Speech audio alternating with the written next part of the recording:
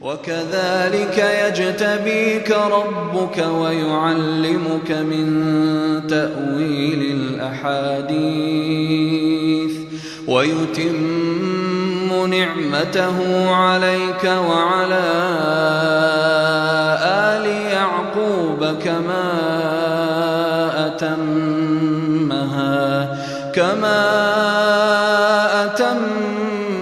أتمها على أبويك من قبل إبراهيم وإسحاق إن ربك عليم حكيم. لقد كان في يوسف وإخوته آيات للسائلين